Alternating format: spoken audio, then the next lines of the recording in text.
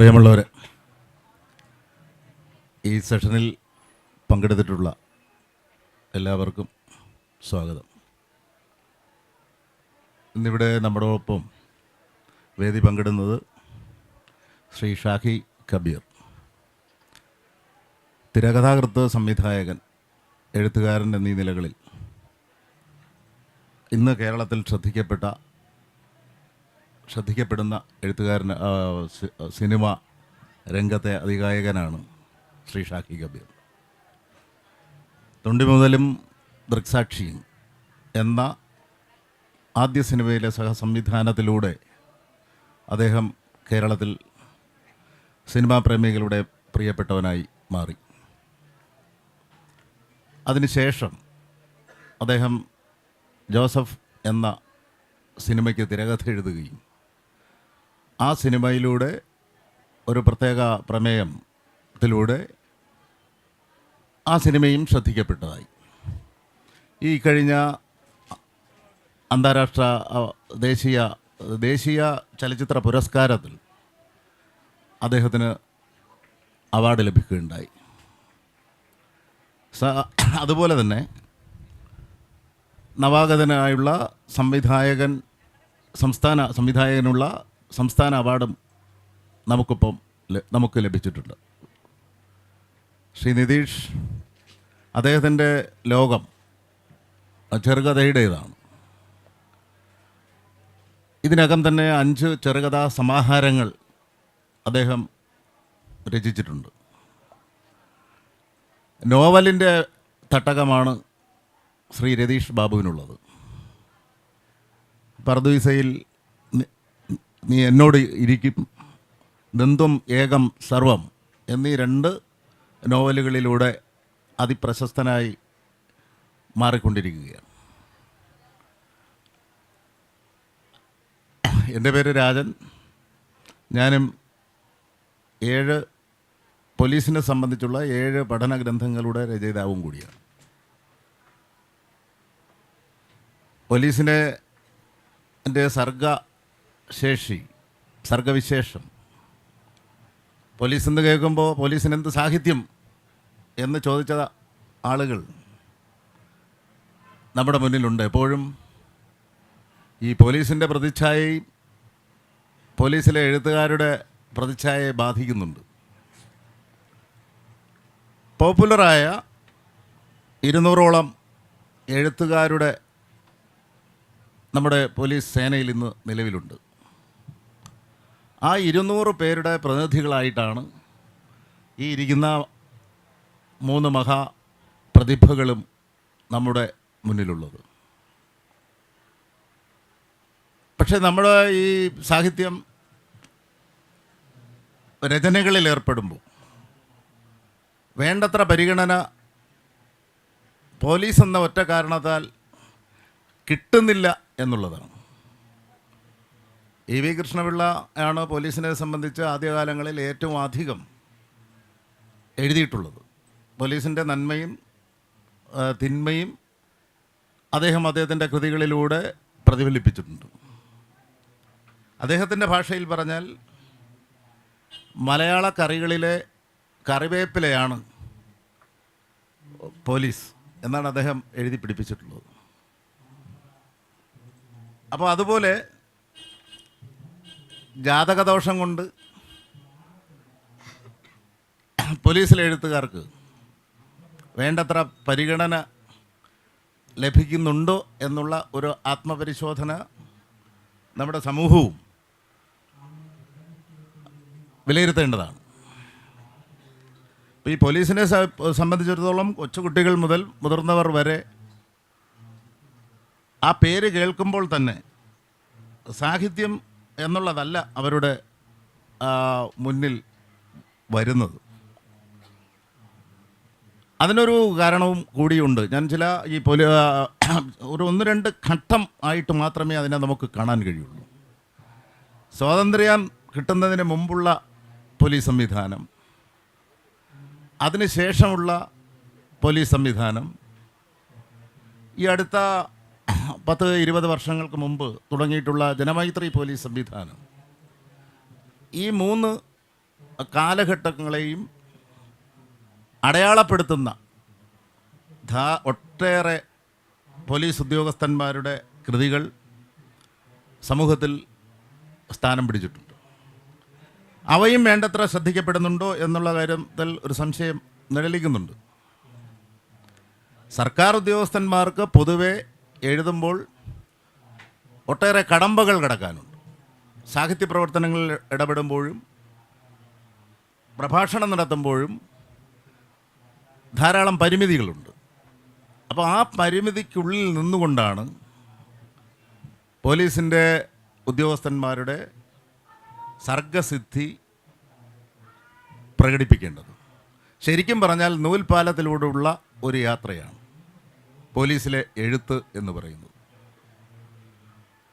അപ്പോൾ ഈ British police സ്വാതന്ത്ര്യാനന്തരത്തിന് മുമ്പുള്ള പോലീസ് സംവിധാനം ജനങ്ങൾക്ക് ഇഷ്ടമുള്ള ഒരു സംവിധാനം ആയിരുന്നില്ല എന്ന് തീർത്തും പറയാം. പക്ഷെ സ്വാതന്ത്ര്യം കിട്ടി. ആ സ്വാതന്ത്ര്യം കിട്ടിക്കഴിഞ്ഞിട്ട് ഒറ്റ ദിവസം കൊണ്ട് ഈ പോലീസ് സംവിധാനത്തിന് മാറ്റമുണ്ടാകുമോ എന്നാരും പ്രതീക്ഷിക്കേണ്ടതില്ല. അതിൻ്റെ ഘടന മാറിയിട്ടില്ല എന്നുള്ളതുകൊണ്ട്. അപ്പോൾ ആ പരിമിതികൾക്കിടയിൽ നിന്നുകൊണ്ടാണ് നമ്മുടെ പോലീസ് ഉദ്യോഗസ്ഥന്മാർ അവരുടെ സർഗവിശേഷം പങ്കുവയ്ക്കുന്നത്. അപ്പോൾ മറ്റൊരു ചോദ്യവും കൂടി പറഞ്ഞുകൊണ്ട് നമ്മുടെ എഴുത്തുകാരിലേക്ക് കിടക്കാം. നിരവധി ഈ സ്വാതന്ത്ര്യം കിട്ടുന്നതിന് മുമ്പും പ്രതിഭകളായ ഒട്ടനേകം പോലീസ് ഉദ്യോഗസ്ഥന്മാർ നമ്മുടെ സമൂഹത്തിൽ ജീവിച്ചിരുന്നു. ഈ ഡിപ്പാർട്ട്മെൻറ്റിൽ ജോലി ചെയ്തുകൊണ്ട് അവർ തങ്ങളുടെ സർഗസിദ്ധി പ്രകടിപ്പിച്ചിരുന്നു. അവരിൽ ഏറ്റവും പ്രമുഖനായ ഒരു എഴുത്തുകാരനാണ് നല്ലമുട്ടം പത്മനാഭപിള്ള. അപ്പോൾ അദ്ദേഹത്തെ പറയാതെ പോകാൻ കഴിയില്ല. നല്ലമുട്ടം പത്മനാഭപിള്ള ചങ്ങമ്പുഴയോടൊപ്പം ഒരു സഹൃദയൻ കൂടിയായിരുന്നു അദ്ദേഹം. 1944 അദ്ദേഹം അഭിജ്ഞാന ശാകുന്തളവും ഋതുസംഹാരവും മലയാളത്തിലേക്ക് പരിഭാഷപ്പെടുത്തിയെന്ന് മാത്രമല്ല കേരള സർവകലാശാലയുടെ പാഠപുസ്തകത്തിൽ സ്ഥാനം പിടിക്കുകയും ചെയ്തു. എന്നാൽ പിൽക്കാലത്ത് അദ്ദേഹത്തിന് എന്ത് സംഭവിച്ചു എന്നുകൂടി നമ്മൾ ഓർക്കണം. അദ്ദേഹത്തിൻ്റെ കൃതികൾക്ക് ഒരു പ്രധാനപ്പെട്ട കൃതി സ്വർഗാരോഹണം എന്ന കൃതിക്ക് അവതാരിക എഴുതിയത് വള്ളത്തോളായിരുന്നു. കാക്കിക്കുള്ളിൽ കവിതയുണ്ട് എന്നെഴുതിയത് വള്ളത്തോൾ നാരായണ മേനോനായിരുന്നു. അദ്ദേഹം അന്നത്തെ ഡിപ്പാർട്ട്മെൻറ്റ് സെറ്റപ്പിൽ ഒരവധി പോലും അദ്ദേഹത്തിന് ലഭിക്കാതെ തൻ്റെ ഭാര്യയെയും കുട്ടികളെയും കാണാതെ ഇടപ്പള്ളിയിൽ ഒരു വർഷം ഇതിന് കഴിയേണ്ടി വന്നു. അപ്പോൾ അദ്ദേഹം ഒരു സന്ദേശകാവ്യം എഴുതി. ആ സന്ദേശകാവ്യമാണ് അശ്വസന്ദേശം.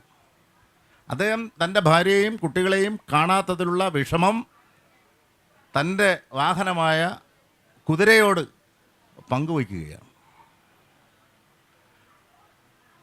47 കഴിഞ്ഞപ്പോഴേക്കും മഹാത്മാഗാന്ധി മരണപ്പെട്ടു പോയി. മഹാത്മാഗാന്ധി മരണപ്പെട്ടു പോയപ്പോൾ അദ്ദേഹം ഒരു വിലാപകാവ്യവും എഴുതി. ആ വിലാപകാവ്യമാണ് സ്വർഗാരോഹണം. ആ സ്വർഗാരോഹണത്തിനാണ് വള്ളത്തോൾ അവതാരിക എഴുതിയത്. പിന്നീട് എന്താ സംഭവിച്ചത്? നല്ലമുട്ടം കോട്ടയത്ത് ജോലി ചെയ്തു വരവേ കോട്ടയം ബാസി എന്ന കമ്മ്യൂണിസ്റ്റ് നേതാവിനെ അന്നത്തെ കാലഘട്ടത്തിൽ പോലീസ് ഭരണകൂടത്തിൻ്റെ ഭാഗമാണ്. അടിച്ചമർത്തൽ ഒരു നയമായിരുന്നു. ആ നയമായതുകൊണ്ട് ഭീകരമായ മർദ്ദനവും അന്ന് നടന്നിരുന്നു. അദ്ദേഹം മർദ്ദിച്ചു എന്നല്ല, ആ സംവിധാനം അതിൻ്റെ ഭാഗമായിരുന്നു. അതുകൊണ്ട് തന്നെ കോട്ടയം ബാസി വ്യക്തിപരമായി നല്ലമുട്ടത്തിനെ വിമർശിച്ചു. കോട്ടയത്തൊരു നല്ല പട്ടിയെ, മുട്ടൻ പട്ടിയെ വളർത്തുന്നുണ്ട്. അത് ചിലപ്പോൾ കുരയ്ക്കും, അത് ചിലപ്പോൾ കടിക്കും എന്നെല്ലാം പറഞ്ഞ് അദ്ദേഹം ഒരു ആക്ഷേപഹാസ്യ രൂപത്തിൽ. ഇപ്പോൾ പൊതുനിരത്തുകളിൽ യോഗം നിരോധിച്ച സ്ഥലത്ത് ഒരാൾ പ്രസംഗിച്ചപ്പോൾ സ്വാഭാവികമായും പോലീസ് എന്ത് ചെയ്യും? കേസെടുക്കും. അന്ന് രാത്രി തന്നെ കോട്ടയം വാസിയെ അറസ്റ്റ് ചെയ്യുന്നു. അദ്ദേഹം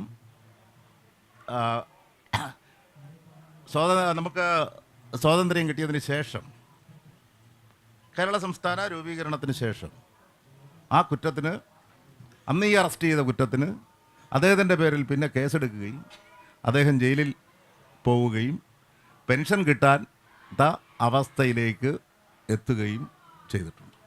ഇത് ഞാനൊരു സാമ്പിൾ ഉദാഹരണം പറഞ്ഞു എന്നുള്ളത് മാത്രമേ ഉള്ളൂ.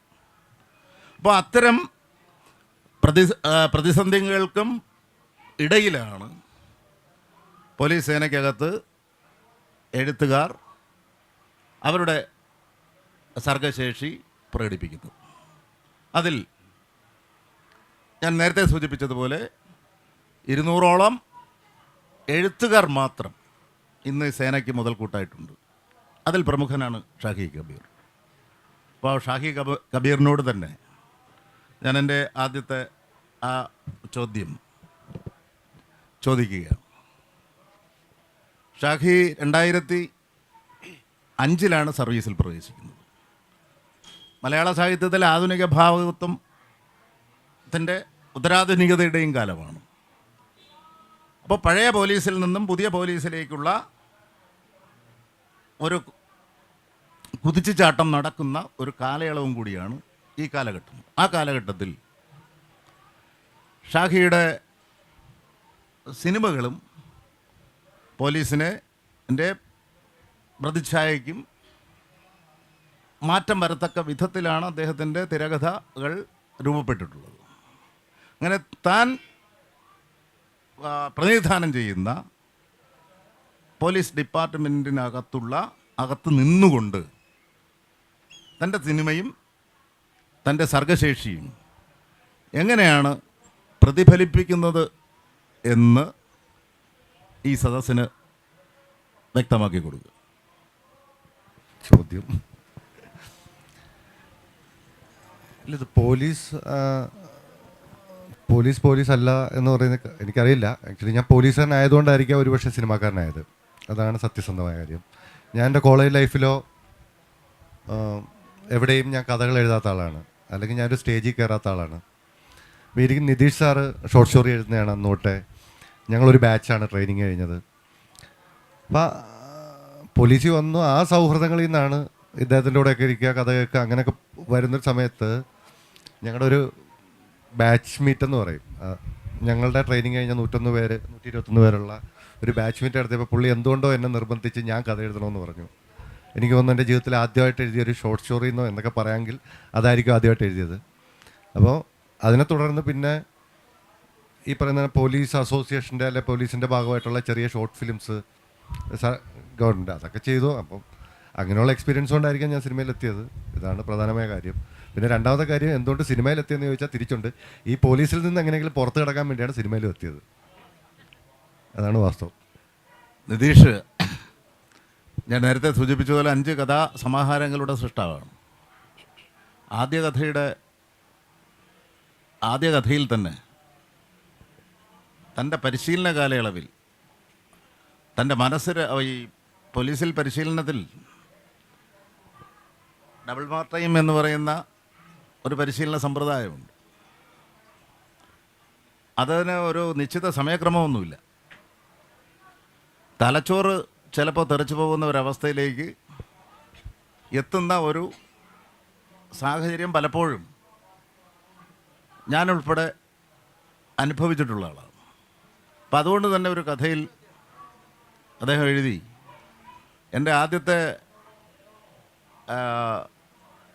ചവിട്ടിൽ തന്നെ എൻ്റെ ഉള്ളിലുള്ള അക്ഷരങ്ങളെല്ലാം പറന്നുപോയി എന്ന് അദ്ദേഹം എഴുതിയിട്ടുണ്ട്. ആ അന്തരീക്ഷവും ഇപ്പോഴത്തെ അന്തരീക്ഷവും തമ്മിലുള്ള അദ്ദേഹത്തിൻ്റെ അനുഭവം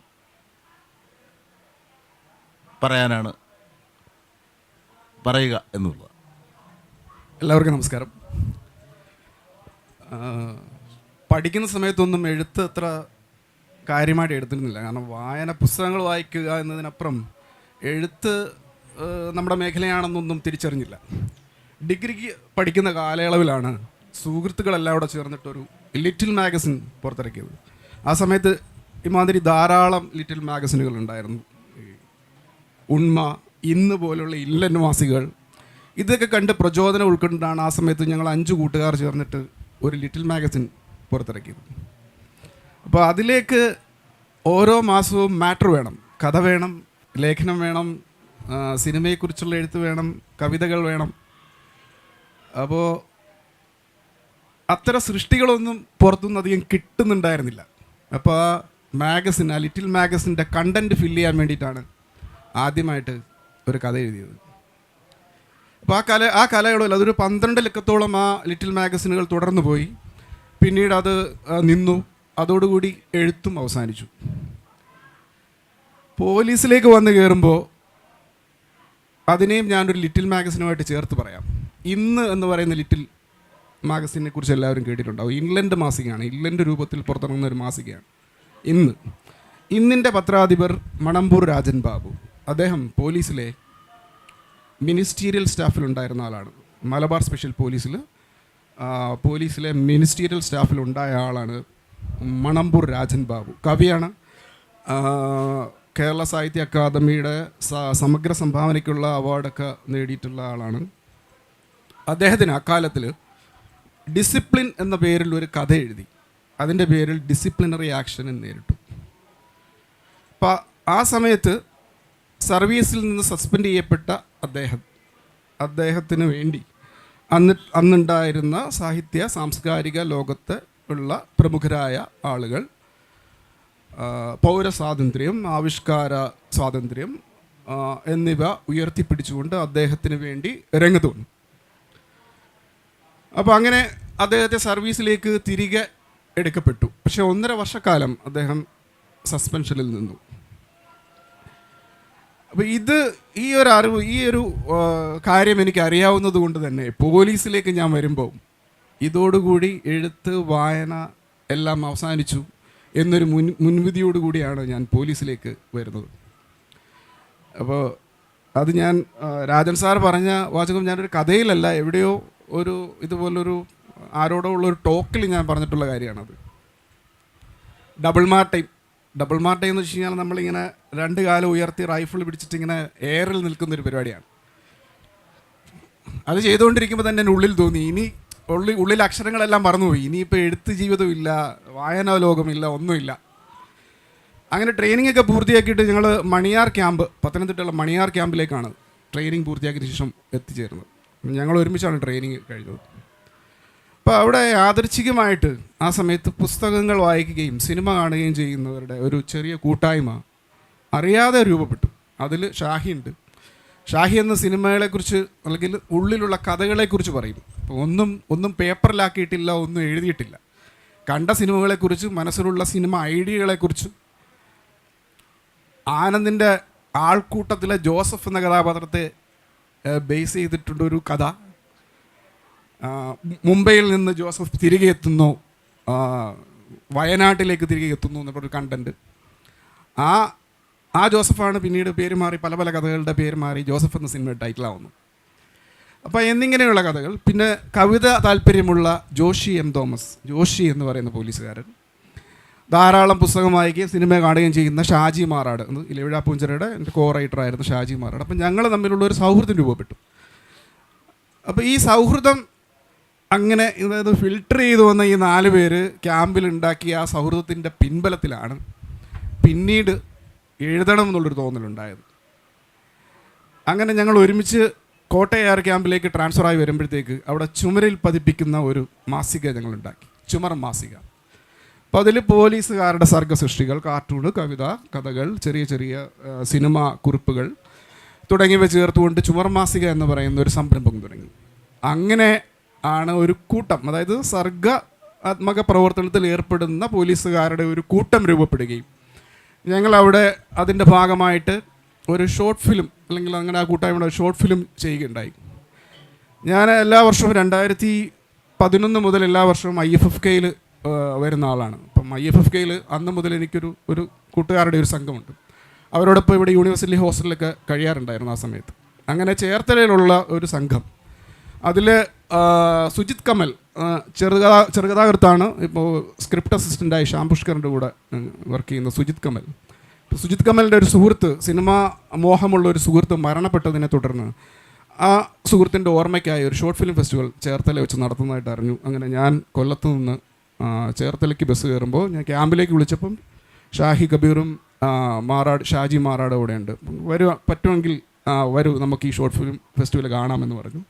ബൈക്കെടുത്ത് അവരവിടെ വരുന്നു. ഞങ്ങൾ ഒരുമിച്ച് ആ ഷോർട്ട് ഫിലിം ഫെസ്റ്റിവൽ കണ്ടതിന് ശേഷമാണ് എന്നെ നമ്മുടെ അതുവരെ ചർച്ച ചെയ്തൊരു കഥ നമുക്ക് പെട്ടെന്ന് തന്നെ ഷോർട്ട് ഫിലിമാക്കാം. 1 മാസം കൊണ്ട് അതൊരു ഷോർട്ട് ഫിലിം രൂപത്തിലാക്കുകയും പല ഫിലിം ഫെസ്റ്റിവലിലായിട്ട് ബെസ്റ്റ് ഡയറക്ടർ, ബെസ്റ്റ് ആക്ടർ, അങ്ങനെ പല കാറ്റഗറിയിലേക്ക് ഒരുപാട് അവാർഡുകൾ ഷോർട്ട് ഫിലിം നേടുകയുണ്ടായി. അങ്ങനെയാണ് സത്യം പറഞ്ഞാൽ ഇങ്ങനെ ഈ ഒരു ലോകത്തിലേക്ക് വരാനുള്ളൊരു കോൺഫിഡൻസ് ഉണ്ടായത്. അപ്പോൾ ഇത് കണ്ടതോടുകൂടി നമ്മുടെ അന്ന് കോട്ടയം ജില്ലയിലെ ഓഫീസേഴ്സ് ആയാലും മറ്റു മേലധികാരികളെല്ലാം കൂടെ എല്ലാവരും ഇതിന് നല്ല സപ്പോർട്ട് ചെയ്യുകയും തുടർന്ന് പോലീസുമായിട്ട് ബന്ധപ്പെട്ട പല ഷോർട്ട് ഫിലിമുകൾ അതിൻ്റെ നിർമ്മാണ പ്രവർത്തനങ്ങൾ ഞങ്ങളെ ഏൽപ്പിക്കുകയും ചെയ്തതാണ് ഇങ്ങനെയുള്ള കഥകൾ സിനിമ മറ്റ് മേഖലകളിലേക്കുള്ള ഒരു പ്രവേശനം രണ്ടാമതൊരിക്കലും സ്വപ്നത്തിൽ പോലും വിചാരിക്കാത്ത ഇനി നടക്കുമെന്ന് ഒട്ടും പ്രതീക്ഷയില്ലാത്ത ഒരു മേഖലയിലേക്ക് കാലെടുത്ത് വയ്ക്കാനുണ്ടായ കാരണം.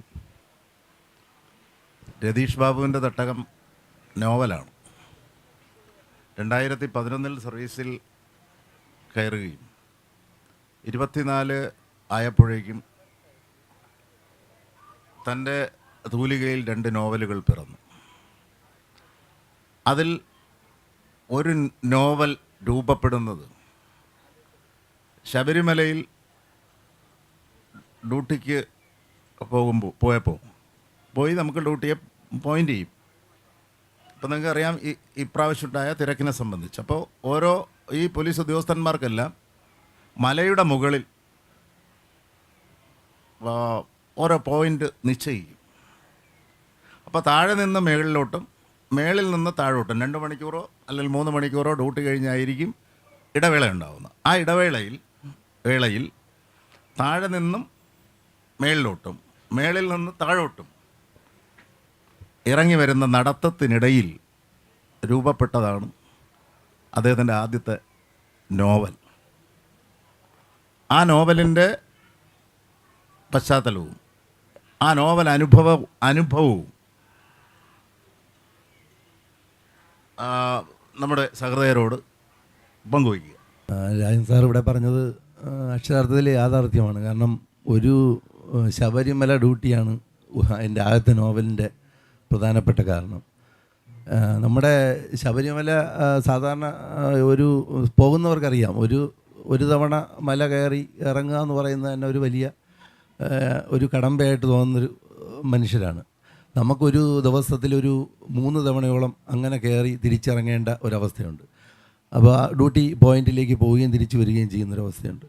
അപ്പോൾ ആ സമയത്താണ് വെറുതെ ഇങ്ങനെ ഒരു കഥ ഇങ്ങനെ ചിന്തിച്ചാണ് ആ യാത്രയെ ലഘൂകരിക്കാൻ വേണ്ടിയിട്ട് ചിന്തിച്ചതാണ് ആദ്യത്തെ നോവലായിട്ട് മാറുന്നത്. പിന്നെ അത് നോവലിൽ എന്ന് പറയുമ്പോഴും അതിനകത്ത് കുറച്ച് അനുഭവങ്ങളുണ്ട്. കാരണം ഞാൻ ഈ പ്രളയകാലത്ത് ഈ കേരളത്തിൽ ഈ ചെങ്ങന്നൂർ ആലപ്പുഴയൊക്കെ പ്രളയ ഡ്യൂട്ടികളിൽ സജീവമായിട്ടുണ്ടായിരുന്ന ഒരാളാണ്. അപ്പോൾ ആ സമയത്തുള്ള ഡ്യൂട്ടി ഓർമ്മകൾ ആണ് പലപ്പോഴും ഈ നോവലിലേക്ക് നമുക്ക് എഴുതാനായിട്ട് നീ എന്നോടുകൂടെ പ്രതീക്ഷിച്ചിരിക്കുന്നുള്ള നോവൽ എഴുതാനായിട്ടുള്ള കുറേ അനുഭവങ്ങളായിട്ട് വന്നത്. പിന്നെ നേരത്തെ പറഞ്ഞ പോലെ വായനയൊക്കെ ഉണ്ടായിരുന്നു, പക്ഷേ സജീവമായ വായന എന്നെ സംബന്ധിച്ചിടത്തോളം എൻ്റെ എഴുത്ത് എനിക്ക് തന്നത് പോലീസാണ്. കാരണം പോലീസിൽ വന്നതിന് ശേഷം ആ സാറ് പറഞ്ഞ പോലെ ട്രെയിനിങ്ങിൻ്റെ ഒരു കഠിനമായൊരു കാലഘട്ടമുണ്ട്. ആ കാലഘട്ടങ്ങളിൽ പലപ്പോഴും പുസ്തകങ്ങൾ വായിക്കുക എന്നുള്ളതാണ്. അപ്പോൾ ചോദിക്കും ക്ഷീണം കൊണ്ട് ഉറങ്ങിപ്പോവില്ലെന്ന്. ചില സമയങ്ങളിലെങ്കിൽ ഇതെങ്ങനെ മറികടക്കാൻ ചിലപ്പം പുസ്തകങ്ങൾ വായിക്കേണ്ട ഒരു ശീലം നമുക്ക് ഉണ്ടായി വന്നു എന്നുള്ളതാണ് യാഥാർത്ഥ്യം. അപ്പം അങ്ങനെ വായിക്കുകയും ഒരു ആഴ്ചയിൽ 2 പുസ്തകമെങ്കിലും വായിക്കുന്ന ഒരവസ്ഥയുണ്ടായിരുന്നു. അങ്ങനെ ഏതെങ്കിലും ഒരു സമയം കണ്ടെത്തും, ഒരല്പസമയമെങ്കിലും വായിച്ച് പോകണം എന്നുള്ളൊരു തോന്നൽ അതിങ്ങനെ തുടരുകയാണ്, ഇപ്പോഴും ഉണ്ട്. അതിൽ മാറ്റമൊന്നും വന്നിട്ടില്ല. അപ്പോൾ അത് ആ വായനയിലൂടെ ആയിരിക്കാം ചിലപ്പോൾ എഴുതാനുള്ള കുറച്ച് അക്ഷരങ്ങൾ നമുക്ക് സ്വായത്തമായതെന്ന് ഞാൻ വിശ്വസിക്കുന്നു. അതിനോടൊപ്പം ഈ നമ്മുടെ കാഴ്ചകൾ, നമ്മൾ പോലീസിൽ നമ്മൾ ജീവിക്കുമ്പോൾ കാണുന്ന കാഴ്ചകൾ മറ്റുള്ളവർ കാണുന്നതിനേക്കാൾ അപ്പുറമാണെന്നേ, അതൊരു യാഥാർത്ഥ്യമാണ്. കാരണം വെച്ചാൽ നമ്മൾ കാണുന്ന കാഴ്ചകളെ പുറത്തുള്ള ഒരാൾക്ക് കാണാൻ കഴിയുമോ എന്ന് സംശയമാണ്. അത്രയും മാത്രം ഓരോ ദിവസവും വ്യത്യസ്തങ്ങളായ കാഴ്ചകൾ, അതെന്ത് തന്നെ ആയാലും, സങ്കടങ്ങളുടെ ആയാലും സന്തോഷത്തിൻ്റെ ആയാലും എന്തിൻ്റെയും കാഴ്ചകൾ കടന്നു പോകുന്നത് നമ്മുടെ മുന്നിലൂടെയാണ്, നമ്മുടെ കണ്ണുകളിലൂടെയാണ്.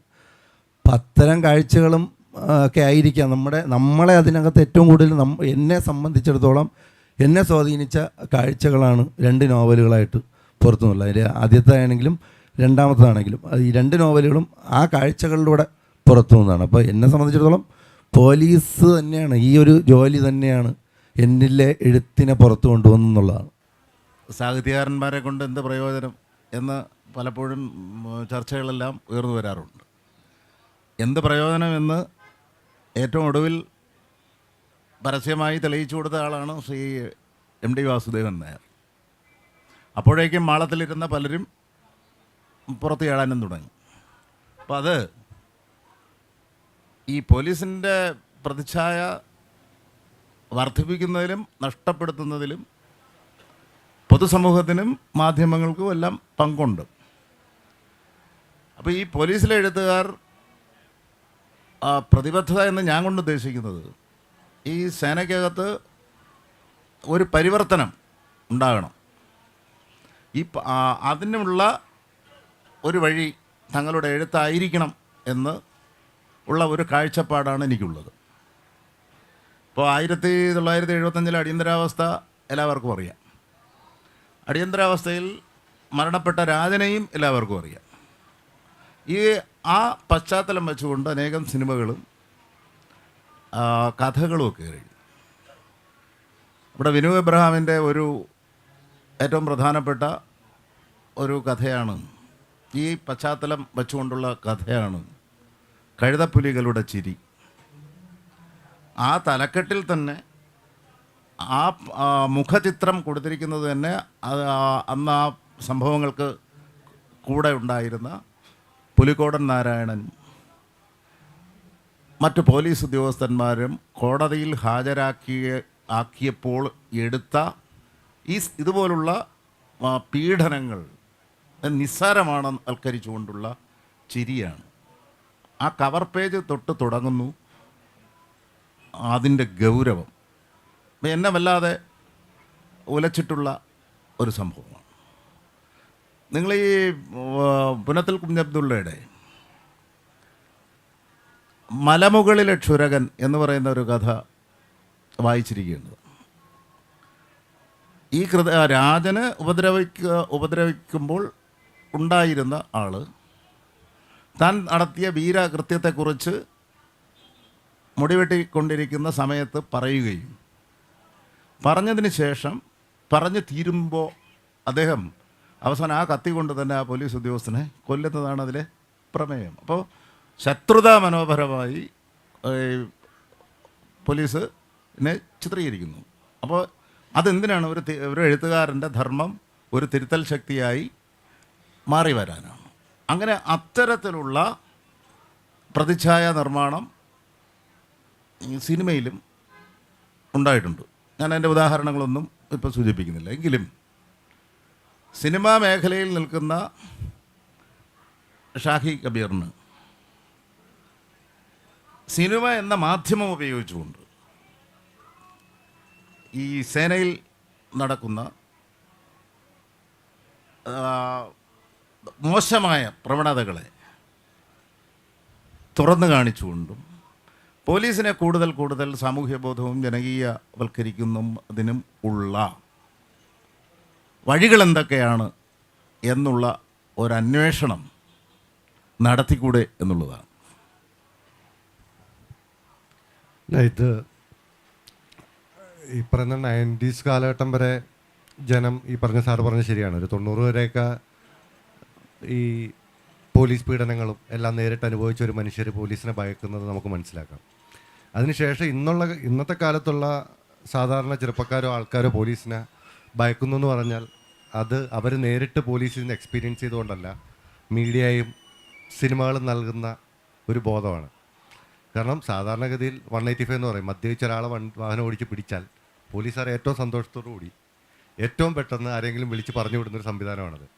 അതിനൊരു ചെറുപ്പക്കാരനെ പിടിച്ചപ്പോൾ ആ എൻജിനീയറാണ്, അയാൾ നിലവിളിക്കുകയാണ്, അയാൾ പോലീസ് ജീപ്പിൽ കയറാൻ ഭയമാണ്. ഞാൻ സുഹൃത്ത് എന്താണെന്ന് ചോദിച്ചാൽ അയാളുടെ അപ്പോഴത്തെ മനസ്സിലെ വിചാരം പോലീസ് കൊണ്ട് ഇടിക്കുകയോ ഉപദ്രവിക്കുക എന്നുള്ള ആ ബോധം എവിടെ നിന്നാണെന്ന് ചോദിച്ചാൽ വെളിയിൽ നിന്നുള്ള സിനിമകളും ഈ പറയുന്ന മാധ്യമമൊക്കെ കൊടുത്തതന്നെയാണ്. അപ്പം ഒരു ഉദാഹരണമുണ്ട്, ഞാൻ എപ്പോഴും പറയാനുള്ളത്, ഇടുക്കി ഗോൾഡ് എന്ന് പറഞ്ഞ സിനിമ കണ്ടിട്ടുണ്ടായിരിക്കും എല്ലാവരും. അപ്പം ഞങ്ങൾ ഡ്യൂട്ടി ഒരു ഇലക്ഷൻ ഡ്യൂട്ടി സമയത്തായിരുന്നു തോന്നുന്നു, തിരുവനന്തപുരത്ത് നിന്ന് കണ്ടു. ആ സിനിമ എനിക്ക് ഭയങ്കര ഇഷ്ടപ്പെട്ട സിനിമയാണ്. തിരുവനന്തപുരത്ത് നിന്നും കണ്ടു, കൊല്ലത്തു നിന്നും കണ്ടു, അങ്ങ് കണ്ണൂരിൽ നിന്നും കണ്ടു. തിരുവനന്തപുരം, പാലക്കാട്, കണ്ണൂർ, ഈ 3 സ്ഥലത്ത് കണ്ടു. അതിൻ്റെ അകത്ത് ഓർമ്മയുണ്ടെന്ന് പറയുന്നത്, നിങ്ങൾ വിജയരാഘവൻ്റെ ക്യാരക്ടർ വിവാഹം ഉറപ്പിച്ച് വെച്ചിരിക്കുന്നൊരു സ്ത്രീയെ ഇറക്കിക്കൊണ്ട് പോകാൻ പോവാണ്. അപ്പോൾ തലേന്നാണ് വരുന്നത്. അപ്പം ഈ സ്ത്രീയുടെ കല്യാണം ഒരു പോലീസുകാരൻ കേട്ടാ. അപ്പോൾ അതുവരെ ആ സ്ത്രീക്ക് ആ വിജയരാഘവനോട് താല്പര്യം ഉണ്ടായിരുന്നു. ഇയാൾ തൊട്ട് തലേന്ന് രാത്രി വന്നിരിക്കുകയാണ് കൊണ്ടുപോകാൻ. അപ്പോൾ ആ പോലീസുകാരനോട് എന്ത് ചെയ്യുമെന്ന് ചോദിക്കുമ്പോൾ വിജയരാഘവൻ പറയാം, പോലീസിനെ ചതിച്ചാൽ പുണ്യം കിട്ടും. ഇതിന് കൈയടിക്കാത്ത ജനവാ തിയേറ്ററിലില്ലായിരുന്നു ഈ 3 സ്ഥലങ്ങളിലും. അപ്പം അതിൽ നിന്ന് ഞങ്ങളെങ്കിലും വരുമ്പോൾ പോലീസിൻ്റെ യാഥാർത്ഥ്യങ്ങളും അല്ല, പോലീസ് സംവിധാനം മൊത്തം നല്ലതാണെന്നൊന്നും പറയാനല്ല ഉദ്ദേശിക്കുന്നത്. അങ്ങനൊരു താല്പര്യമില്ല. പോലീസുകാരും മനുഷ്യരാണെന്ന് പറഞ്ഞു വയ്ക്കാൻ ആഗ്രഹിക്കുന്ന സിനിമകളാണ് ചെയ്യുന്നത്. അത് ഇപ്പം ഞങ്ങളാണെന്ന് പറയാൻ പറ്റില്ല. അത് ഒരു റിയലിസ്റ്റിക് സിനിമകളുടെ ഒരു കാലഘട്ടത്തിലോട്ടല്ലേ കുറച്ചുകൂടെ യഥാതഥമായി കഥകൾ പറയാൻ തുടങ്ങിയ കാലത്ത് ഓട്ടോമാറ്റിക്കലി മാറിയിട്ടുണ്ട്. പിന്നെ അവിടുന്ന് ഇവിടുന്നും പഴയ ആക്ഷൻ ഹീറോസും എല്ലാം ഉണ്ട്. എന്നാലും പരക്കെ കുറേ മാറ്റം ഉണ്ടാകുന്നുണ്ട്. അത് ഞങ്ങൾ മാത്രമല്ല, മറ്റു സിനിമാക്കാരും അങ്ങനെ തന്നെയാണ്. ഇപ്പം ഏത് സിനിമ എടുത്തു കഴിഞ്ഞാലും ശ്രദ്ധിച്ചാൽ അറിയാം, പണ്ടത്തെ കണക്ക് എങ്ങനെയും ചെയ്യുന്നതല്ല. ഏതെങ്കിലും ഒരു പോലീസുകാരെ സപ്പോർട്ടിന് വയ്ക്കുക, അസിസ്റ്റൻറ്റ് ഡയറക്ടർ ആക്കുക, അല്ലെങ്കിൽ ആ സ്ക്രിപ്റ്റിൻ്റെ അകത്ത് ചർച്ചകൾക്ക് ആ പോലീസുകാർ ഉപയോഗിക്കുക. അങ്ങനത്തെ സംവിധാനത്തിലാണ് ഇപ്പോൾ പുതിയ സിനിമകൾ ചെയ്യുന്നത്. എല്ലാവരും അതിൻ്റെ യഥാതഥമായ കാര്യങ്ങൾ അറിയാൻ ആഗ്രഹിക്കുന്നുണ്ട്. അത് നോർമലായി വന്നൊരു മാറ്റമാണ്. പിന്നെ ഞങ്ങൾ ശ്രമിക്കുന്നത് അത്രയേ ഉള്ളൂ. ഈ അഭിപ്രായ ഗതിയോട് നിതീഷിൻ്റെ വിശദീകരണം എന്താണ്? ഷാഹി പറഞ്ഞത് പൂർണ്ണമായ അർത്ഥത്തിൽ ഞാൻ യോജിക്കുന്നുണ്ട്. കാരണം വെച്ചാൽ നമ്മൾ പോലീസുമായിട്ട് ബന്ധപ്പെട്ട് നമുക്ക് ഇഷ്ടമുള്ള ഒരു പാഷൻ അല്ലെങ്കിൽ നമ്മുടെ ഒരു സർഗാത്മക ജീവിതം, അതുകൊണ്ട് ഉദ്ദേശിക്കുന്ന എല്ലായ്പ്പോഴും പോലീസുകാരുടെ മാനുഷിക മുഖം, പോലീസുകാർ മനുഷ്യരാണ്, പോലീസുകാരുടെ ഇമോഷൻസ്, അവർ നേരിടേണ്ടി വരുന്ന ഇഷ്യൂസ്, ഇതൊക്കെ വെളിവാക്കുക എന്നതിനപ്പുറം അതാണ് പ്രധാനമായിട്ടും നമ്മൾ ഉള്ളിലുള്ള നമുക്ക് പരിചിതമായ മേഖലകൾ, പരിചിതമായ മനുഷ്യർ. രതീഷ് പറഞ്ഞ പോലെ മറ്റുള്ള മേഖലയിൽ ജോലിയെടുക്കുന്ന അവരെക്കാൾ കൂടുതൽ ശരിക്കും മനുഷ്യനെ നേരിട്ടറിയാനുള്ളൊരു സാഹചര്യം പോലീസിനാണുള്ളത്. പലതരം പ്രശ്നങ്ങൾ, പല തരത്തിലുള്ള ഇമോഷൻസ് ക്യാരി ചെയ്യുന്ന ട്രോമയുള്ള ഒരുപാട് തരം മനുഷ്യർ, കുറ്റവാളികൾ, നിരപരാധികൾ, അല്ലെങ്കിൽ പല രീതിയിൽ സമൂഹത്തെ ചൂഷണം ചെയ്യപ്പെടുന്ന മനുഷ്യർ. ഇവരുടെ സങ്കടങ്ങൾ, ഇവരുടെ പ്രശ്നങ്ങൾ ഒക്കെ നേരിട്ട് വരുന്ന അല്ലെങ്കിൽ നേരിട്ട് അഭിമുഖീകരിക്കേണ്ട സമൂഹത്തിലെ ഒരു ഉദ്യോഗസ്ഥ വിഭാഗമാണ് പോലീസ്. അപ്പം കൂടുതൽ മറ്റുള്ളവരെക്കാൾ കൂടുതൽ മനുഷ്യരെക്കുറിച്ചുള്ള കാഴ്ചകളും അനുഭവങ്ങളും ഞങ്ങൾക്ക് കൂടുതലായിരിക്കും. അപ്പം അത്തരം മനുഷ്യരെയും അവരുമായിട്ടുള്ള സമ്പർക്കങ്ങളെയും അവരുടെ വിചാരങ്ങളെയും ഒപ്പം തന്നെ പോലീസിനകത്തുള്ള വ്യക്തിപരമായ ഇഷ്യൂകൾ, ഇങ്ങനെയുള്ള കാര്യങ്ങൾ നമ്മൾ നേരിട്ട് അനുഭവിക്കുന്നതാണ്. അതിനെ സിനിമയിലൂടെ ചിത്രീകരിക്കുന്നു, അല്ലെങ്കിൽ എഴുത്തിലൂടെ, ചെറുകഥയിലൂടെ വരച്ചു കാട്ടുന്നു. അതിനു വേണ്ടിയിട്ടുള്ള ശ്രമങ്ങളാണ് ഇതൊക്കെ. പിന്നെ സിസ്റ്റം, പോലീസിൻ്റെ സിസ്റ്റം എന്ന് പറയുന്നത്, രാജൻ സാറൊക്കെ ഒരു കാലഘട്ടത്തിൽ കാവൽ കൈരളിയുടെ എഡിറ്ററായിരുന്ന സമയത്ത് കൂടുതലായിട്ടും ആ മാഗസിൻ കൈകാര്യം ചെയ്തുകൊണ്ടിരുന്നത് അത്തരം പോലീസിൻ്റെ ഘടന അല്ലെങ്കിൽ പോലീസ് നേരിടുന്ന പ്രശ്നങ്ങൾ, ഇതിനെയൊക്കെ കുറിച്ച് കൂടുതൽ ചർച്ച ചെയ്യപ്പെട്ടിരുന്നു. കാരണം ആ കാലഘട്ടങ്ങളിൽ അത് മറ്റുള്ളവരിലേക്ക് പോലീസിൻ്റെ പ്രശ്നങ്ങൾ എത്തിക്കേണ്ടതിൻ്റെ ഒരു ആവശ്യകത ഉണ്ടായിരുന്നു. ഇപ്പോൾ പുതിയ കാലത്ത് അതിന് കുറേയധികം മാറ്റങ്ങൾ വന്നിട്ടുണ്ട്. കൂടുതൽ എഴുത്തിനുള്ള കൂടുതൽ സ്വാതന്ത്ര്യം പണ്ട് ഉള്ളതിനേക്കാൾ കൂടുതലുണ്ട് എന്ന് തന്നെയാണ് വിശ്വസിക്കുന്നത്. കാരണം എനിക്ക് വ്യക്തിപരമായിട്ട് അത്തരം ഒരു പിന്തുണ പോലീസ് സംഘടനയൊക്കെ വന്നതിൻ്റെ പിന്നാലെ പോലീസുകാരൻ്റെ പൗര സ്വാതന്ത്ര്യവും അവരുടെ ആവിഷ്കാര സ്വാതന്ത്ര്യവും മറ്റുമായിട്ടുള്ള പല കാര്യങ്ങൾക്കും ഒരുപാട് മാറ്റങ്ങൾ ഉണ്ടായിട്ടുണ്ട്. അപ്പോൾ അതുകൊണ്ട് തന്നെ അത്തരം പ്രഷറുകൾ അല്ലെങ്കിൽ അത്തരം സമ്മർദ്ദങ്ങൾ ഉള്ളിൽ നിന്ന് നമ്മൾ എഴുത്തിൽ അല്ലെങ്കിൽ സർഗാത്മക മേഖലയിൽ ഇടപെടുന്ന പോലീസുകാർ അനുഭവിക്കുന്നില്ല എന്ന് തന്നെയാണ് എൻ്റെ പക്ഷം. കാരണം ഒരുപാട് പേര് ഇപ്പോൾ സിനിമാ മേഖലയിലും മറ്റു ചെറുകഥ മറ്റു സാഹിത്യ മേഖലയിലും ഒക്കെ വന്നിട്ടുണ്ട് പോലീസിൽ നിന്ന് തന്നെ. ഇപ്പോൾ സിനിമ എടുത്തതിൽ തന്നെ കോലുമുട്ടായി എന്ന് പറയുന്ന സിനിമ കുട്ടികൾക്കുള്ള ചലച്ചിത്രത്തിനുള്ള അവാർഡ് കിട്ടിയ സ്റ്റേറ്റ് അവാർഡ് കിട്ടിയ ചിത്രമാണ്. അതിൻ്റെ ഡയറക്ടർ അരുൺ വിഷും പോലീസുകാരനാണ്. ഇപ്പോൾ റീസെൻ്റ്ലി ഇവിടെയൊക്കെ പോസ്റ്റർ ഒട്ടിച്ചിരിക്കുന്ന LLB എന്ന് പറയുന്ന സിനിമ, അതിൻ്റെ ഡയറക്ടർ ACP ആണ്, Siddique sir, AM Siddique sir ACP ആണ്. ഹെവൻ എന്ന് പറയുന്ന സിനിമയുടെ റൈറ്റർ സുബ്രഹ്മണ്യ സാറ് SHO ആണ്, അരൂർ SHO ആണ്. പിന്നെ സിബി സാറ് കാസർഗോഡ്, അദ്ദേഹം DVSP ആണ്. അദ്ദേഹം തൊണ്ടി മുതൽ ദൃക്സാക്ഷിയിലും അഭിനയരംഗത്തൂടെ വന്നു. കുറ്റവും ശിക്ഷയും എന്ന സിനിമയുടെ റൈറ്ററായിരുന്നു. അങ്ങനെ അനവധി പേര് സിനിമാ മേഖലയിലുണ്ട്. ചെറുകഥയിൽ എടുത്തു പറയേണ്ടുന്നത് എൻഹരി ഇവിടെ വരേണ്ടതായിരുന്നു. അപ്പോൾ എൻഹരി നിലവിൽ കഥകൾ സമാഹരിച്ചിട്ടില്ലാത്തതുകൊണ്ടാണ് അദ്ദേഹം ഇവിടെ എത്താതിരുന്നത്. കാരണം ചെറുകഥാ ലോകത്ത് വളരെ പ്രോമിസിംഗ് ആയിട്ടുള്ള ശബ്ദമാണ് എൻഹരിയുടെ. വളരെ കുറച്ച് കഥകൾ മാത്രമേ മാതൃഭൂമിയിലും മലയാളം വാരികയിലും മാധ്യമത്തിലുമൊക്കെ ആയിട്ട് വളരെ വളരെ റെലവൻ്റ് ആയിട്ടുള്ള ശക്തമായിട്ടുള്ള കഥകൾ എഴുതിയിട്ടുള്ള ചെറുകഥകൾ എഴുതിയിട്ടുള്ള ആളാണ് എൻഹരി. രതീഷ് ബാബു തന്നെ 2 നോവലുകളും, ശ്രദ്ധേയമായ 2 നോവലുകൾ, ധാരാളം പുസ്തകങ്ങളും. പിന്നെ ഉയർന്ന പോലീസ് ഉദ്യോഗസ്ഥരായ doctor B Sandhya madam, doctor Sreelekha IPS, Hemachandran സാറൻ IPS, അങ്ങനെ ഉന്നത ഉദ്യോഗസ്ഥരുടെ തന്നെ ധാരാളം പുസ്തകങ്ങൾ പോലീസിൻ്റെ സ്ട്രക്ചറിനെ കുറിച്ചും പോലീസിൻ്റെ പ്രശ്നങ്ങളെ പ്രതിപാദിക്കുന്നതും ബാലസാഹിത്യമായിട്ടും മറ്റ് ഫിക്ഷനായിട്ടും ഒരു ധാരാളം പുസ്തകങ്ങൾ, ശ്രദ്ധിക്കപ്പെടുന്ന പുസ്തകങ്ങൾ പോലീസിൻ്റെ ഭാഗത്തു നിന്നുണ്ടായിരുന്നു.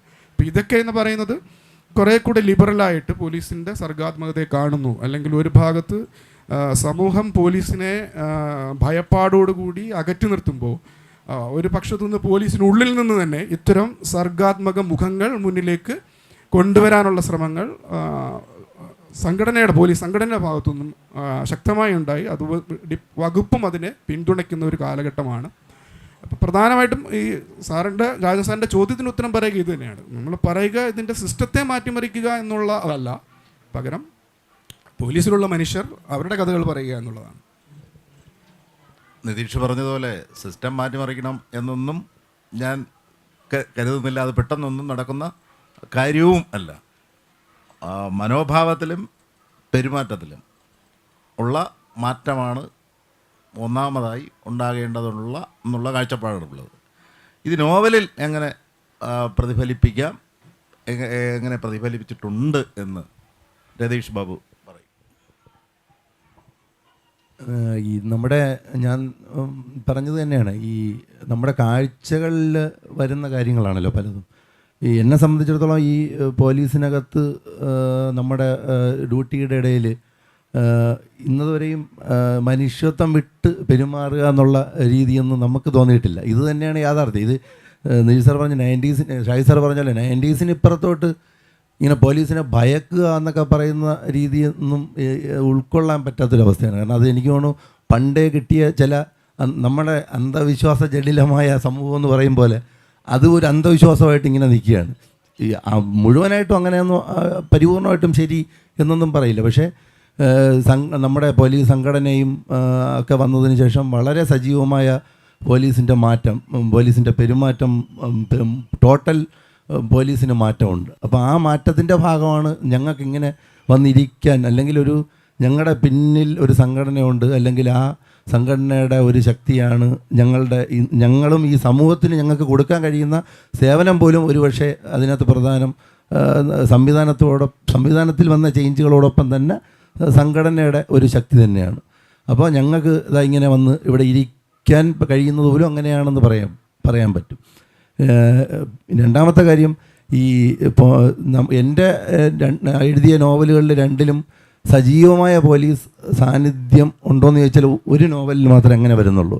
അത് നമ്മൾ കാണുന്ന, അല്ലെങ്കിൽ ഞാൻ അനുഭവിച്ച, ഞാൻ ഫേസ് ചെയ്ത രീതിയിലുള്ള ഒരു പോലീസ് മാത്രമേ അതിനകത്ത് കൊടുത്തിട്ടുള്ളൂ. അതിനപ്പുറം എനിക്ക് മറ്റൊരു മുഖം, വില്ലൻ മുഖം കൊടുക്കാനായിട്ടൊന്നും കഴിയില്ല. രണ്ടാമത്തെ നോവലിലൊന്നും പോലീസിൻ്റെ പ്രാതിനിധ്യം വളരെ ചുരുങ്ങിയ ഒരളവിലാണ് ഉള്ളത്. ഒന്നാമത്തേലാണ് അതിൽ പക്ഷേ ഞാൻ കൊടുത്തിരിക്കുന്നത് ഞാൻ എങ്ങനെയാണോ ഈ സമൂഹത്തിൽ ഇടപെടുന്നത് ആ രീതിയിൽ തന്നെ ഇടപെടുന്ന ഒരു കഥാപാത്രത്തെ തന്നെയാണ്. കാരണം എൻ്റെ ജീവിതാനുഭവത്തിൽ ഞങ്ങളോടൊപ്പം ജോലി ചെയ്യുന്ന പലരും ഈ എഴുതി വയ്ക്കപ്പെട്ട അല്ലെങ്കിൽ മാധ്യമങ്ങളോ പൊതുസമൂഹമോ കാണുന്ന രീതിയിലുള്ളതേ അല്ല. കുറച്ചുകൂടി നമ്മളെ അറിയാൻ ശ്രമിക്കുമ്പോൾ നിങ്ങൾക്കത് മനസ്സിലാവുമെന്നാണ് തോന്നുന്നത്. ഞങ്ങൾ അങ്ങനെയല്ല എന്നുള്ളതാണ്.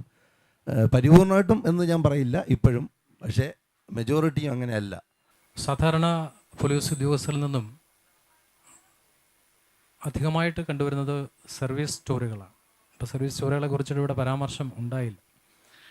ഒരുപക്ഷെ സർവീസ് സ്റ്റോറികൾ വായിക്കുമ്പോൾ നമുക്ക് പെട്ടെന്ന് മുന്നിലേക്ക് വരുന്നൊരു പുസ്തകത്തിൻ്റെ പേര് സ്രാവുകൾക്കൊപ്പം നീന്തുമ്പോൾ എന്നുള്ളതാണ്. അതൊരു പക്ഷേ ഒരു ജോലിയുടെ ഭാഗമായിട്ട് സംഭവിക്കുന്നതാകാം. അപ്പോൾ അത്തരത്തിൽ ഭയപ്പാടോടു കൂടിയുള്ളൊരു എഴുത്ത് അല്ലെങ്കിൽ ഒരു കലാ സൃഷ്ടി അത് തന്നെയാണോ അത് പോലീസുകാരുടെ രചനകളിൽ പ്രതിഫലിക്കാറുണ്ടോ? ഇപ്പോൾ ദ്വന്ദ്വമേഘം സർവം എന്ന് പറയുന്ന ഒരു നോവൽ, രതീഷ് ബാബുവിൻ്റെ നോവലിൽ ഒരുപക്ഷെ സാധാരണ നമ്മുടെ മലയാളത്തിൽ തന്നെ ക്യൂർ പീപ്പിളിനെ കുറിച്ച് അല്ലെങ്കിൽ ട്രാൻസ്ജെൻഡേഴ്സിനെ കുറിച്ചിട്ട് വളരെ അപൂർവമായിട്ടുള്ള സൃഷ്ടികൾ മാത്രമേ, മുഖവിലയ്ക്ക് എടുക്കാവുന്ന തരത്തിലുള്ള സൃഷ്ടികൾ മാത്രമേ വന്നിട്ടുള്ളൂ. അത്തരത്തിൽ നോക്കുമ്പോൾ ആ ജനതയെക്കുറിച്ചിട്ട് അരികുവൽക്കരിക്കപ്പെടുന്ന അല്ലെങ്കിൽ വളരെ ന്യൂനപക്ഷമായി നിൽക്കുന്ന ഒരു ജനതയെക്കുറിച്ചിട്ട് വളരെ സൂക്ഷ്മമായിട്ട് അതിൻ്റെ ഏറ്റവും അടിസ്ഥാന തലത്തിൽ അവരനുഭവിക്കുന്ന മാനസിക സമ്മർദ്ദങ്ങളെക്കുറിച്ചിട്ട്, സമൂഹത്തിൽ അവർ നേരിടേണ്ടി വരുന്ന വിഷയങ്ങളെക്കുറിച്ചിട്ട് ഒക്കെ വളരെ ഡീറ്റെയിൽഡായിട്ട് ഒരു പഠനം നടത്തിക്കൊണ്ടാണ് ദ്വന്ദ്വമേഘം സർവം എന്ന് പറയുന്നൊരു നോവല് ശ്രീ രതീഷ് ബാബു എഴുതിയിരിക്കുന്നത്. ഒരുപക്ഷെ സാധാരണ ജനങ്ങൾക്ക് പോലും കാണാൻ പറ്റാത്ത കാര്യങ്ങൾ അവിടെ രതീഷ് ബാബു കണ്ടെടുക്കുന്നു. നമുക്കറിയാം ട്രാൻസ് പീപ്പിൾ ഏറ്റവും കൂടുതൽ നമ്മുടെ ശ്രദ്ധയിലേക്ക് വരുന്നത് മാധ്യമങ്ങൾ അല്ലെങ്കിൽ അവരെ ഉയർത്തി കാണിക്കുന്ന ഒന്നുകിൽ അവർ പീഡനങ്ങൾക്ക് ഇരപ്പെടുമ്പോഴോ അല്ലെങ്കിൽ പോലീസ് വിഭാഗവുമായിട്ട് അവരുണ്ടാകുന്ന സംഘർഷങ്ങളിൽ ഏർപ്പെടുമ്പോഴോ ഒക്കെ ആയിരിക്കും. സോ ഈ പീപ്പിൾസ് എപ്പോഴും ട്രാൻസ്ജെൻഡർ തങ്ങളുടെ എതിരാളികളായിട്ട് കാണുന്നൊരു വിഭാഗമാണ് പോലീസ് ഉദ്യോഗസ്ഥരെന്ന് ഞാൻ മനസ്സിലാക്കുന്നുണ്ട്. കാര്യം നമ്മുടെ ചുറ്റുപാടും അവരെക്കുറിച്ചുള്ള വാർത്തകൾ വരുന്ന പോലും പലപ്പോഴും പോലീസ് ഡിപ്പാർട്ട്മെൻറ്റുമായിട്ട് കോറിലേറ്റ് ചെയ്തുകൊണ്ടായിരിക്കും. അപ്പോൾ അത്തരത്തിൽ വളരെ മൈന്യൂട്ടായിട്ടൊരു സന്ദർഭത്തിനെ അല്ലെങ്കിൽ ഒരു സാഹചര്യത്തിനെ അല്ലെങ്കിൽ ഒരു വിഭാഗം ആൾക്കാരെ തൻ്റെ നോവലിലേക്ക് കൊണ്ടുവരുമ്പോൾ അവിടെ ഒരിക്കലും, നേരത്തെ അത് രതീഷ് ബാബു സൂചിപ്പിച്ചു, ഒരിക്കലും ഒരു പോലീസ് എന്ന് പറയുന്ന ഒരു വിഭാഗത്തിനെ ആ നോവലിൽ ഇൻകോർപ്പറേറ്റ് ചെയ്യാൻ അദ്ദേഹം തയ്യാറായിട്ടില്ല. അതൊരു പക്ഷേ തൻ്റെ മനസാക്ഷിക്ക് നിരക്കുന്നതായിരിക്കത്തില്ല അത്തരത്തിൽ പോലീസുകാർക്ക് ട്രാൻസ് പീപ്പിളിനോടുള്ളൊരു സമീപനം എന്നുള്ള തിരിച്ചറിവ് കൊണ്ടാണോ, അല്ലെങ്കിൽ അത്തരത്തിലൊരു ക്യാരക്ടറിന് പോലീസുകാർക്ക് അവരുടെ ഒരു ജീവിതത്തിൽ ഭാഗമല്ല എന്നുള്ളൊരു കാഴ്ചപ്പാട് കൊണ്ടാണോ അദ്ദേഹം പോലീസ് ഉദ്യോഗസ്ഥർ അല്ലെങ്കിൽ പോലീസ് വിഭാഗത്തിന് തന്നെ അതിൻ്റെ രണ്ടാമത്തെ നോവലിൽ വളരെ ഇമ്പോർട്ടൻറ്റ് പാർട്ടായിട്ട് വരുന്നൊരു ഘടകമാണ് പോലീസുകാർ ആ നോവലിനെ സംബന്ധിച്ച്. എന്തുകൊണ്ടാണ് അതങ്ങനെ ഒഴിവാക്കപ്പെട്ടത്? പോലീസുകാരനായിട്ട് നിൽക്കുമ്പോൾ തന്നെയാണ് ഞാൻ ഈ ട്രാൻസ് മനുഷ്യരെ യഥാർത്ഥത്തിൽ അടിസ്ഥാനപരമായിട്ട് മനസ്സിലാക്കുന്നത്. കാരണം ഞാൻ ഈ ഒരു ഡ്യൂട്ടിയുടെ ഭാഗമായിട്ട് നിൽക്കുമ്പോൾ ഞങ്ങളുടെ ഭാഗമായിട്ടുണ്ടായ അവഗണനയല്ല, ഒരു സമൂഹം, ഒരു ജനസമൂഹം അവരുടെ മേൽ കാണിക്കുന്ന ഒരു നെറികേട് കണ്ടിട്ടാണ് ഞാൻ ആദ്യമായിട്ട് ഇവരെ ശ്രദ്ധിച്ചു തുടങ്ങിയെന്നുള്ളതാണ്. അതായത് ഇവരെ ആഴത്തിൽ മനസ്സിലാക്കി തുടങ്ങിയതെന്നുള്ളതാണ്. അന്ന് കയറിക്കൂടി പൊതുസമൂഹത്തിൽ നിന്ന് നേരിട്ടൊരു സംഗതി ഞങ്ങൾ അതിനെ ഒന്ന് ഒഴിവാക്കുകയാണ് ചെയ്യുന്നത് അന്ന്. അപ്പോൾ ആ ഒരു അനുഭവത്തിൽ നിന്നാണ് ഈ സമൂഹത്തെ ഒന്ന് ഉൾക്കൊള്ളണം എന്ന് തോന്നി ഞാനൊരു ഒരു യാത്ര തുടങ്ങിയത്. അതാണ് ഈ രണ്ടാമത്തെ നോവല് പൂർത്തിയാകുമ്പോൾ എനിക്ക് പൂർത്തിയായി ഇങ്ങനെ നിൽക്കുമ്പോൾ എനിക്ക് പറയാനുള്ളത്. അത് ഉണ്ട്, പോലീസുമായിട്ടുള്ള ഏറ്റുമുട്ടലുകൾ ഒക്കെ ഉണ്ട്. അത് നമ്മൾ പറഞ്ഞില്ലേ, നമ്മൾ ഈ മാറ്റം സമൂഹത്തിൽ നടക്കുന്നുണ്ട്. എത്രയോ കാലം പരിണമിച്ചിട്ടാണ് നമ്മുടെ സമൂഹം തന്നെ ഇങ്ങനൊരു അവസ്ഥയിലേക്ക് എത്തിയത്. അപ്പോൾ നമ്മൾ എല്ലാ രീതിയിലുമുള്ള ഒരു മാറ്റത്തിലേക്ക് അല്ലെങ്കിൽ ഒരു സ്ഥിതി സമത്വത്തിലേക്ക് എത്താനായിട്ട് ഇനിയും വർഷങ്ങൾ എടുക്കുമായിരിക്കും എന്ന് ഞാൻ ഇപ്പോഴും വിശ്വസിക്കുന്നു.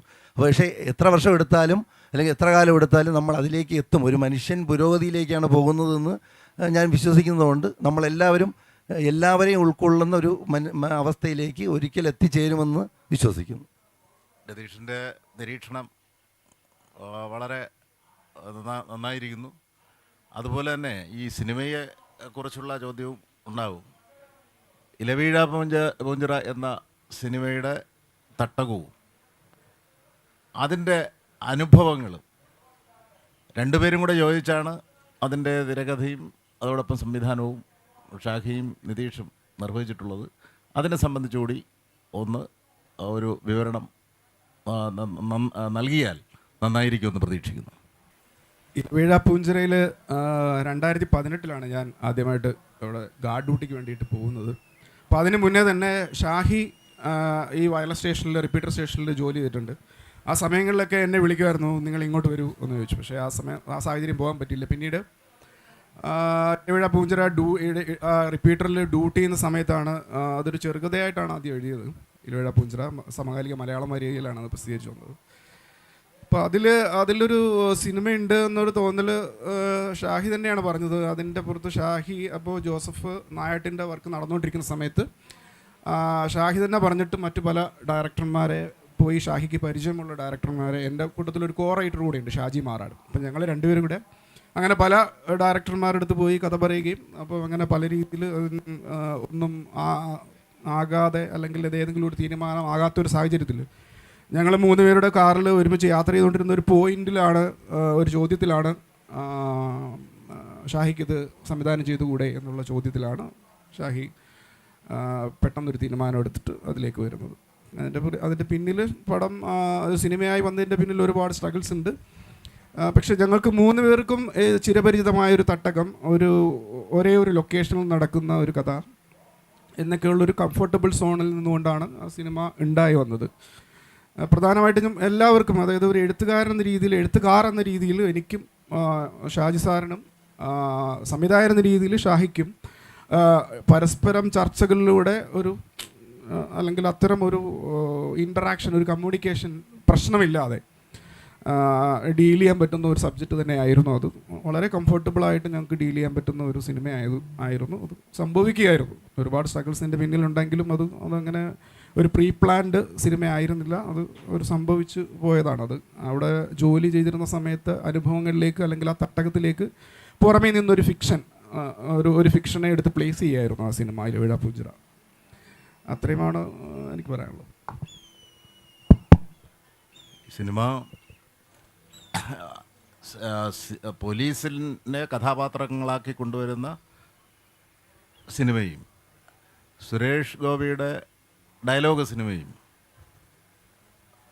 പോലീസിനകത്ത് പ്രായോഗികമാക്കാൻ സാധ്യമല്ല. അത് സിനിമയാണ്. പോലീസിനകത്ത് യാഥാർത്ഥ്യങ്ങളാണ് ഉണ്ടാവുന്നത്. അപ്പം ആ യാഥാർത്ഥ്യങ്ങളോട് പൊരുത്തപ്പെടാൻ പോലീസിനും കഴിയണം, അതുപോലെ സമൂഹത്തിനും കഴിയണം. അത് സംബന്ധിച്ച് ശ്രോതാക്കളുടെ ചോദ്യങ്ങൾക്ക് ഈ സിനിമ ഫീൽഡിൽ നിൽക്കുന്നവർ മറുപടി നൽകും. ചോദ്യം ചോദിക്കാം. ഈ പ്രതിപാദിച്ച വിഷയത്തെ പറിച്ചല്ല എൻ്റെ ചോദ്യം. ഞാൻ നിങ്ങളെ ഒരു മനുഷ്യർ എന്നുള്ള നിലയ്ക്ക് നിങ്ങളോട് ചോദിക്കാൻ പറ്റുമെന്ന് ചോദിക്കുന്നതാണ്. ഞാനൊരു കഥയിലൂടെ തുടങ്ങാം. എൻ്റെ പേഴ്സണൽ അനുഭവമാണ്. എൻ്റെ അച്ഛൻ ഒരു ടൈലറാണ്, സാധാരണ വ്യക്തിയാണ്. അച്ഛൻ എന്നെ എന്നും ഉപദേശിക്കുമായിരുന്നു. എൻ്റെ ചെറുപ്പകാലത്ത് എന്നെ ഉപദേശിക്കുമായിരുന്നു, ഇങ്ങനെ ചെയ്യണം, ഇങ്ങനെ ചെയ്തു കഴിഞ്ഞാൽ അപ്പോൾ ഓട്ടോമാറ്റിക്കായിട്ട് റോൾ മോഡൽ അച്ഛനാണ്. ഞാൻ അച്ഛൻ ചെയ്യുന്ന പോലെ ചെയ്തായിരുന്നു. അങ്ങനെ ഒരു ദിവസം അച്ഛൻ എന്നെ വിളിച്ച് എന്നെ പൊതിരെ തല്ലുകയാണ്. അച്ഛൻ പറഞ്ഞ രീതിയിലാണ് ഞാൻ പ്രവർത്തിച്ചത്. പക്ഷെ സമൂഹം എന്ന് പറയുന്ന ഒരു പ്രഷർ കാരണം അച്ഛന് അങ്ങനെ ഒരു തീരുമാനം എടുക്കേണ്ടി വന്ന് എന്നെ തല്ലി. അപ്പോൾ എനിക്ക് ഓട്ടോമാറ്റിക്കായിട്ട് ചെറുപ്പത്തിൽ എനിക്ക് എൻ്റെ അച്ഛനെ തല്ലണം തിരിച്ച്. അതൊരു വളരെ ഒരു 5ാം വയസ്സുകാരൻ അല്ലെങ്കിൽ 10ാം വയസ്സുകാരൻ്റെ തോന്നുന്ന വളരെ ഒരു കൗതുകമായിട്ടുള്ള കാര്യമാണ്. കാരണം എന്താണെന്ന് വെച്ച് കഴിഞ്ഞാൽ അതെന്നെ ഭയങ്കരമായിട്ട് ബാധിച്ചു. കാരണം അച്ഛൻ നല്ലത് പറയാൻ പ്രേരിപ്പിച്ചു, ഞാനത് ചെയ്തു, എന്നിട്ട് തന്നെ അച്ഛൻ അടിച്ചു. അപ്പം നിങ്ങളെ പോലീസുകാരാണെങ്കിൽ കൂടി നിങ്ങളെ സ്വയം വിശകലനം ചെയ്യുന്ന ആൾക്കാരാണ്. നിങ്ങൾക്ക് 3 പേർക്കും കല്യാണം കഴിച്ചാണ്, മക്കളുണ്ട് എന്ന് ഞാൻ വിശ്വസിക്കുന്നു. നിങ്ങളുടെ മക്കളെ ഉപദേശിക്കുമ്പോഴും ഒരു ദിവസത്തിൽ ഒരു 8 മണിക്കൂർ 9 മണിക്കൂർ ഡ്യൂട്ടിയാണ്. ഇപ്പോൾ പോലീസാണെങ്കിൽ 8 മണിക്കൂർ 9 റെസ്ട്രിക്ഷൻ ഇല്ല. അതും കഴിഞ്ഞ് നിങ്ങൾ ഡ്യൂട്ടിയാണ്. ആ ഡ്യൂട്ടിയിലൂടെ പോകുന്ന നിങ്ങളൊരു മൾട്ടിപ്പിൾ അല്ലെങ്കിൽ പേഴ്സണാലിറ്റി ആണ് നിങ്ങൾക്ക് ഒരു ഡ്യൂട്ടിയിലൂടെ പോകുമ്പോൾ ഡീൽ ചെയ്യേണ്ടി വരിക. സോ അത് നിങ്ങളുടെ മക്കളെ ഉപദേശിക്കുമ്പോഴോ അല്ലെങ്കിൽ ഉപദേശം കഴിഞ്ഞ് നിങ്ങൾക്ക് രണ്ടാമത് ഉപദേശിക്കേണ്ടി വരുമ്പോഴോ, അല്ലെങ്കിൽ നിങ്ങൾക്ക് അത് കഴിഞ്ഞ് മിററിലേക്ക് നോക്കേണ്ടി വരുമ്പോഴോ നിങ്ങൾക്ക് സ്വയം ഒന്ന് കുറ്റബോധമോ അല്ലെങ്കിൽ അങ്ങനെ എന്തെങ്കിലും ആയിട്ടുള്ള അവസ്ഥകൾ ഉണ്ടായിട്ടുണ്ടോ? ഒരു കൗതുകത്തോടുള്ള ചോദ്യമാണ്. ആദ്യമേ വേറെ രീതി പറയാം, നിങ്ങൾ ചോദിച്ചതിൻ്റെ എക്സാക്റ്റ് ഉത്തരവല്ല. പോലീസിൻ്റെ ആപ്തവാക്യം എന്താണ്? ജനങ്ങളുടെ ജീവനും സ്വത്തും അന്തസ്സും സംരക്ഷിക്കുക. ആരാണ് ജനങ്ങൾ? ഈ ഭൂമിയിൽ ജനിച്ചു വീണ എനിക്കും നിങ്ങൾക്കും എല്ലാം തുല്യ അവകാശമുള്ളപ്പോൾ സ്വത്തുള്ളവനെ സംരക്ഷിക്കുക എന്ന് പറയുന്നതാണ് പ്രൈമറി പോലീസിൻ്റെ ഒരു പണി. ഇല്ലാത്തവൻ ഉള്ളവൻ്റെ നേരെ കയറാതിരിക്കാൻ ഉണ്ടാക്കിയൊരു സിസ്റ്റം തന്നെയാണ് പോലീസ്. അത് എവിടത്തെ ആണേലും ഇവിടെ തന്നെ ഞങ്ങൾ കുറ്റബോധത്തോടുകൂടിയാണ് ഈ പണി എടുക്കേണ്ടി വരുന്നത്. ഈ കുറ്റബോധം പിന്നെ നമ്മളങ്ങ് ആവുകയാണ്. കാരണം നമ്മൾ പലതും കാണും, പലതും കേൾക്കും, പിന്നെ അതിൻ്റെ അകത്ത് പോയി. ഇപ്പം നേരത്തെ ചോദിച്ചില്ലേ ഞാൻ പോലീസിൽ നിന്ന് ഇറങ്ങാൻ എന്താണ് കാര്യം എന്ന്. ഒരാഴ്ചയ്ക്കുള്ളിൽ 3 പ്രാവശ്യം 6 ദിവസം പഴക്കമുള്ള ബോഡി ചുമന്നുകൊണ്ട് പോകേണ്ടി വരുന്നൊരവസ്ഥ എനിക്കുണ്ടായിട്ടുണ്ട്. വളരെ രസകരമായല്ലേ ഇത്? അപ്പോൾ അങ്ങനെയുള്ള സാഹചര്യങ്ങളാണ് നമ്മൾ ഡീൽ ചെയ്യുന്നത്. അപ്പം ഈ ഡാർക്ക് നമുക്കുള്ളതാണ്. പിന്നെ കഴിയുന്നതും വീട്ടിൽ അതങ്ങനെ കൊടുക്കാതിരിക്കാൻ ശ്രമിക്കുക. പിന്നെ ഇന്നത്തെ കാലത്തെ പിള്ളേരെ നമ്മൾ പഠിപ്പിക്കുക എന്നുള്ളതല്ല. ഞാൻ എൻ്റെ വീട്ടിലെ കാര്യമേ എനിക്ക് പറയാൻ പറ്റൂ. അവർ വളരെ സ്വതന്ത്രമായിട്ട് വളർത്താനാണ് ആഗ്രഹിക്കുന്നത്. എൻ്റെ 2 കുട്ടികളും എൻ്റെ പേരാണ് വിളിക്കുന്നത്. അവർ ഈ പറയുന്ന അച്ഛൻ എന്ന് പറയുന്ന ബഹുമാനത്തിൽ വളരണ്ട, എന്നെ അങ്ങനെ കാണണ്ടെന്ന് ആഗ്രഹിച്ചതിനാണ് വളർത്തത്. ഇതാണ് എനിക്കെൻ്റെ വീട്ടിൽ ചെയ്യാവുന്നത്. അല്ലാതെ അവർ ഇന്ന വഴി പോകണമെന്ന് ഞാൻ പറയില്ല. കാരണം മുമ്പേ പോയ പലരും എന്നെ ഇന്ന വഴി കൂടെ പോകാൻ പറഞ്ഞിട്ട് ആ വഴി മാറി നടക്കാൻ പറ്റാത്തതിൻ്റെ മാനസിക കുറ്റബോധങ്ങളും പ്രശ്നങ്ങളും ഉള്ള ആളാണ് ഞാൻ. അതുകൊണ്ട് ഞാൻ അവരെ അങ്ങനെ ഡീൽ ചെയ്യാറില്ല. എന്നെ സംബന്ധിച്ചും ഇപ്പം ചോദ്യം വീട്ടിൽ നമ്മൾ ജോലി സംബന്ധമായ കാര്യങ്ങൾ വീട്ടിലേക്ക് ക്യാരി ചെയ്യുമോ അല്ലെങ്കിൽ അടുത്ത തലമുറയിലേക്ക് ഇത് കൊടുക്കുമോ എന്നുള്ളതാണ് ചോദ്യം. ഒരിക്കലും ഇല്ല, ഉപദേശിക്കാറില്ല. കുട്ടികൾക്ക് ഉപദേശങ്ങളൊന്നും കൊടുക്കാറില്ല. അവർ സ്വതന്ത്രമായി വളരട്ടെ എന്ന് തന്നെയാണ് ആഗ്രഹം. പക്ഷേ ഇതുപോലെ പലതരം മനുഷ്യരുടെ ട്രോമയാണ്. ഒരു പോലീസുകാരനും വീട്ടിലെത്തുമ്പോൾ, ഡ്യൂട്ടി കഴിഞ്ഞ് വീട്ടിലെത്തുമ്പോൾ പലതരം മനുഷ്യരുടെ ട്രോമ ഉള്ളിലേറിക്കൊണ്ടാണ് വീട്ടിലേക്ക് ചെല്ലുന്നത്. പക്ഷേ അത് അവന് വീട്ടിൽ അത് എക്സ്പ്രസ് ചെയ്യാറില്ല. മിക്കവാറും ഏറിയ പങ്ക് പോലീസുകാരും അങ്ങനെ ഉണ്ടാവാം. അങ്ങനെ എല്ലാവരെയും അടച്ച് നമുക്ക് പറയാം, അങ്ങനെ ഉണ്ടാവാം. പക്ഷേ ഏറിയ പങ്കും ഒരു 90-95% പോലീസുകാരും അത് ക്യാരി ചെയ്യാറില്ല. അത് വീടിൻ്റെ പടി കയറുമ്പോഴത്തേക്ക് അത് കാക്കി അഴിച്ചിട്ട് തന്നെയായിരിക്കും എല്ലാ പോലീസുകാരും വീട്ടിലേക്ക് കയറാറുള്ളത്.